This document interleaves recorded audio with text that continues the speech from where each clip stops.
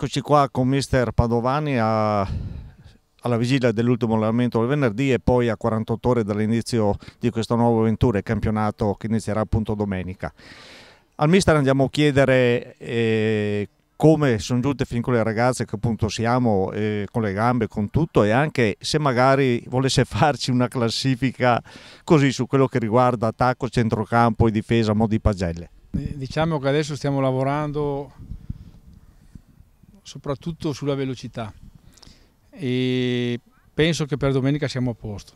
Io vedo la squadra che è in crescita e sicuramente ci darà delle soddisfazioni.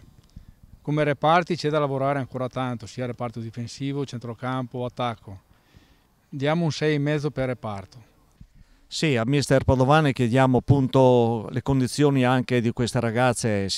Ben sappiamo che stiamo aspettando anche la sorella di Giorgia Menin che rientra, è già iniziato, infortunata. Magari mister, se ci vuole parlare un po' di questa ragazza. Sfortunatamente ha avuto quell'incidente lì e l'operazione adesso sta recuperando. Diciamo che l'ho trovata anche abbastanza avanti rispetto a quello che mi pensavo. Comunque speriamo magari per dicembre di averla a disposizione quel gruppo.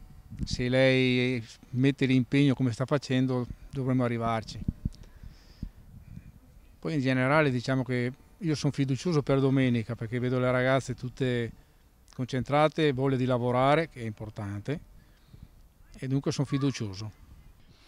Devo dire che effettivamente sono passati 2 mesi e le ragazze hanno sostenuto degli allenamenti anche abbastanza pesanti, soprattutto sono in ritiro. Ad oggi la squadra la vediamo pronta, la vediamo con diciamo le gambe insomma, che girano un po' come si dice nel nostro gergo. Abbiamo già iniziato a fare da una settimana dei lavori di velocità, quindi adesso abbiamo inserito tutte quelle cose che poi serviranno per le partite. Le ragazze stanno tutte bene, sono anche motivate e fisicamente sono molto contento perché non mi aspettavo insomma, che sopportassero certi carichi di lavoro e soprattutto che avessero questa grande motivazione nell'allenamento e nell'impegno. Insomma. Eccoci qua, dopo aver sentito Padovan sentiamo anche grazie a Trentin alla quale andiamo a chiedere alla vigilia di questo inizio di campionato, 48 ore ormai poco manca, questa nuova esperienza per lei in Serie A2, come la sta vivendo e come arriverà a sedersi in panchina domenica? È sicuramente un po' di emozione per la prima in A2 in casa, però diciamo che c'è una tranquillità perché il lavoro con le ragazze è andato molto bene, soprattutto nelle ultime settimane. Siamo riusciti a dare più intensità al gioco, a certi movimenti, a certi meccanismi, e quindi diciamo che abbiamo un ottimismo di fondo con la consapevolezza che quest'anno andiamo a incontrare squadre secondo me in una 2 dove più o meno tutte le compagini si sono rinforzate, per cui umiltà ma anche voglia di fare possibilmente bene, ecco. E quindi con Walter diciamo siamo un tutt'uno e quindi quello che ci auspichiamo è che ci siano anche i nostri amici tifosi e sostenitori insomma, che vengano a vedere le ragazze, sperando appunto di creare qualcosa di positivo.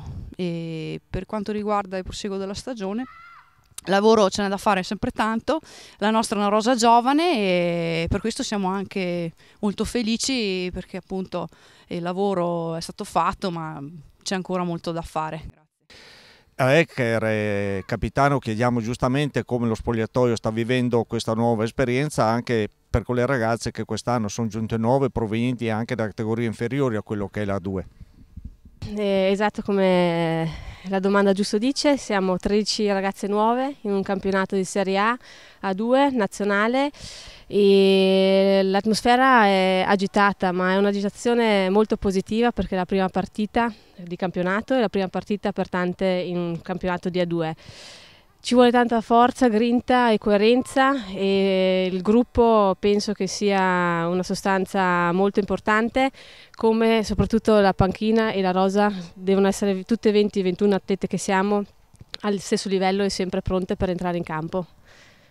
E speriamo bene, quindi ci facciamo un in bocca al lupo e che vinca il migliore.